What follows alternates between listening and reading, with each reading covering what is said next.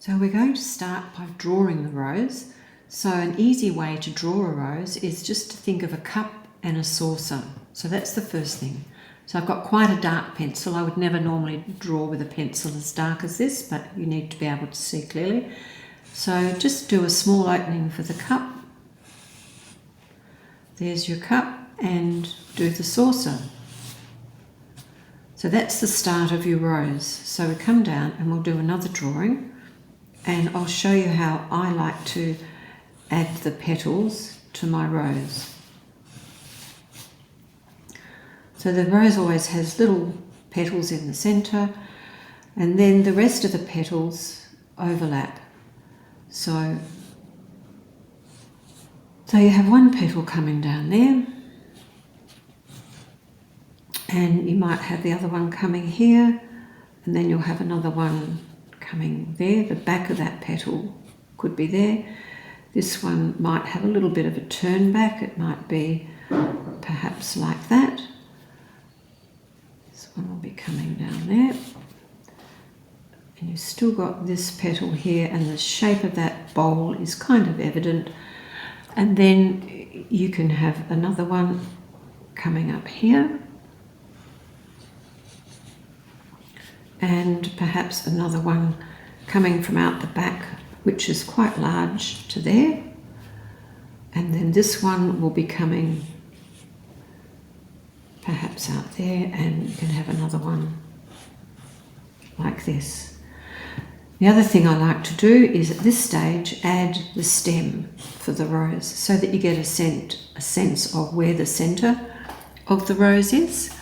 So that's a very simple way to draw up a rose. So now I'm going to draw a final rose and show you how I would paint that. So you've got one rose, that's how I start. You add the petals, and then this is the third rose.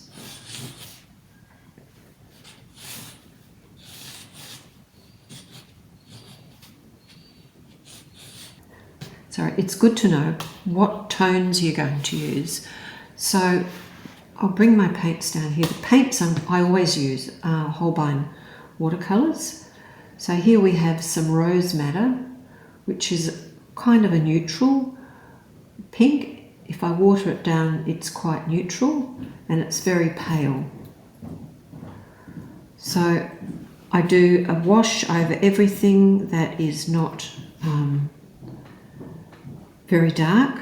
So we've got on this side of the rose, it is very much in shadow. We can leave a couple of areas unpainted, but all of that section will be in shadow. The tip of this petal here could have some light on it, so a very, very pale wash. Down in here you will have, that's too dark,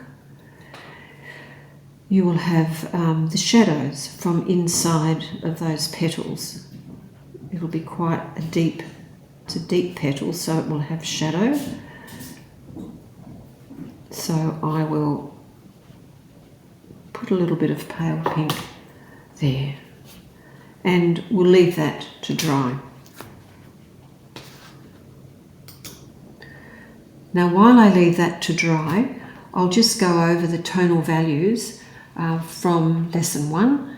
That's the darkest one that we'll use with painting this rose. That's a number 5. That's almost straight rose madder. If you wanted that a little darker, you could add some Quinacridone Red to that, and it would give you a brighter, just a little bit more powerful red. Beautiful colours, rose madder and Quinacridone Red. So the next tone would be your number 4, so that has to be lighter, so just add a little bit more water to your mix. I always like to have a master mix, which I dilute as I come lighter and lighter, or add more master mix if you want to get stronger and stronger. That's a little bit pale.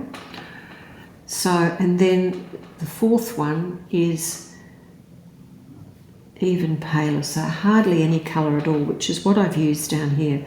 Very, very pale. And of course, the last one is just white paper. You will never get lighter than unpainted layer, which we want to bring it up to about that tone. So we'll call this tone number 5, 4, 3, 2. So we've started with a number 2. We now want to have about a number 3. So again, go over everything except what is very, very light.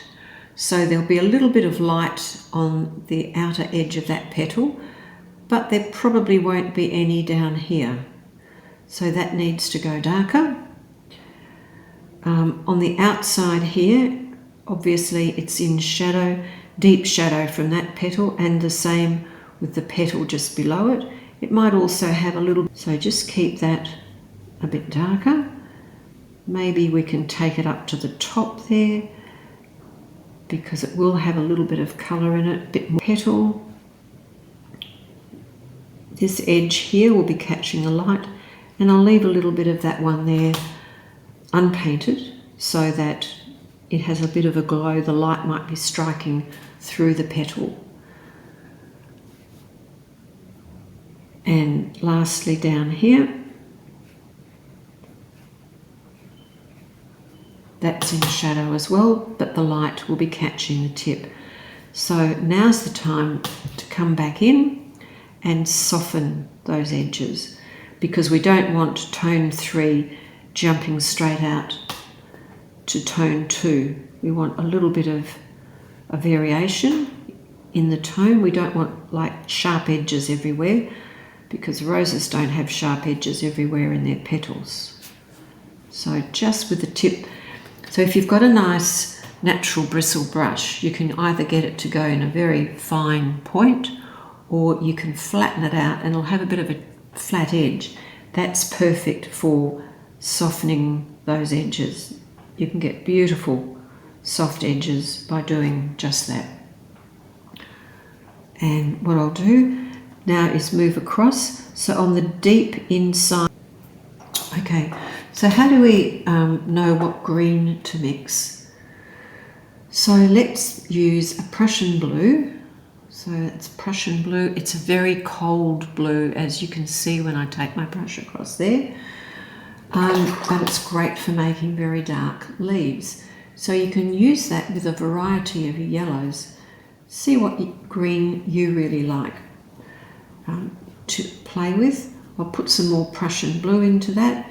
That's an okay green, but it has it's lost a little bit of its magic, because yellow ochre is semi-opaque. So I'm going to bring it back with a bit more Prussian Blue, which is a very, very powerful colour. And into that, let's put some Quinacridone, which is a synthetic yellow, and it gives you gorgeous greens, especially if you use a bit more Prussian Blue. So that's very dark green. So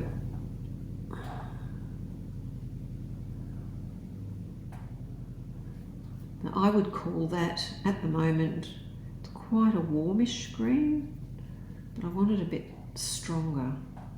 So stronger means less water, more paint, more pigment.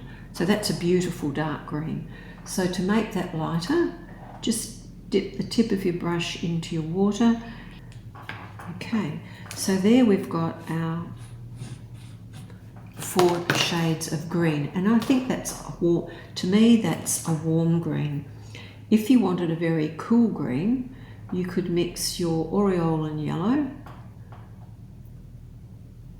with your Prussian Blue, and you would get a very different green. Okay, for example,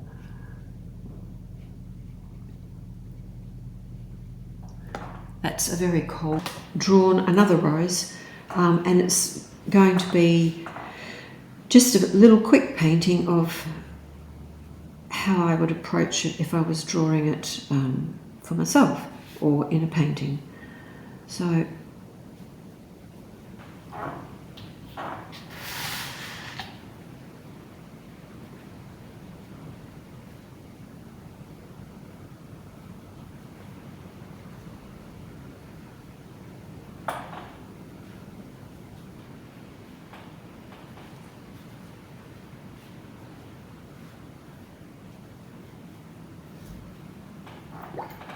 Okay, and then just with the flattened tip of my brush, I'm just going to soften some of those in. So going back to the master mix, dip your brush in, and I'm going to put quite another layer of pigment, quite strong where the new petals are emerging from the rose, and just go over some of those darker areas again. So don't cover everything that you've already painted. We're just going to just put a darker layer over some of that.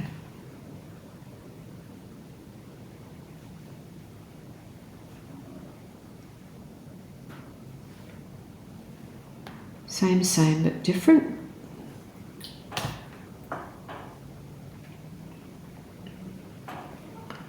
Okay, so that's enough for that rose now. Okay, so now I'm ready to do some background. So I quite like a dark background, especially against the light petals. I think it can look really effective. So into that green, I'm going to put some more Quinacridone Gold, which is a beautiful warm tone, and I'm going to put some neutral tint in there. That will give me a super dark, rich, warm green, which if you look in your garden, you'll see that sometimes you do get these wonderful super dark colours, and you can do some negative painting around the edge of a petal. Make it up as you go along. If you've forgotten to draw it in when you start, that's fine. If you have light and dark, warm and cool in your background, same as in your flowers, there's warm and cools in the rose, it always looks a lot more interesting. The thing with your background, if you struggle with backgrounds, a lot of people do when they first start, watch these edges. If those edges dry on the paper, you'll never be able to soften them or have interesting things happen there. They'll always look quite hard. So think of that. Keep your edges soft. Over here on my dark side, I'll just put a bit more neutral tint with that. I'll get that to come down a little bit.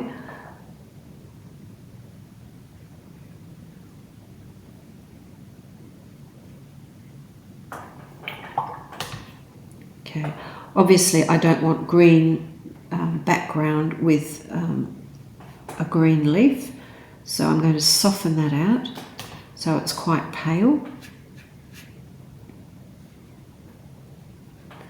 And as I come down here, I'm going to put even more Prussian Blue in, but that's a very cold blue. So I'll see if I can grey it off a little bit. That's gone to a grey, which I think is a grey blue, which looks more attractive than green on green. So then just cut in around your edges there. That's still a bit wet to that, because it just gives you a little bit of a different green. And then I can come back again with some blue and introduce some blue before I get to all of those green leaves. You can just put your wash straight over those leaves because the wash is paler than the leaf. That won't affect them now it's dry. And come all the way down to here. And I forgot to say, always have whatever's in the main object of your painting, include some of that colour in the background. Don't have any colour in isolation. So I wouldn't use blue there if it wasn't used here. I wouldn't use pink in the rose if it wasn't being used somewhere else. So you could even put a little bit of pink down there, some pink here. You can put, I can't remember if I put pink in the leaves, I think I did, but it's sort of faded out. And that is another way to add some interest to your painting. I'm going to dry that again and just put some detail on the leaves. You might, it's up to you. So you don't have to draw everything in again.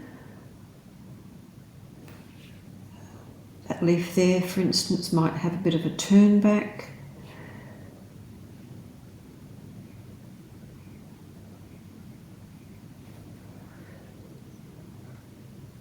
And I think it's like anything, less is more.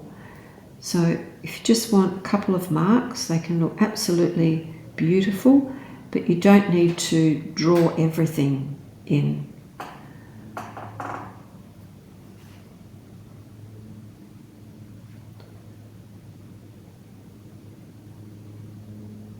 Too much for that, but you can get some interesting marks by doing that. So thanks for watching. I hope it's been a help, and I hope you'll go on to paint some roses and really enjoy doing it.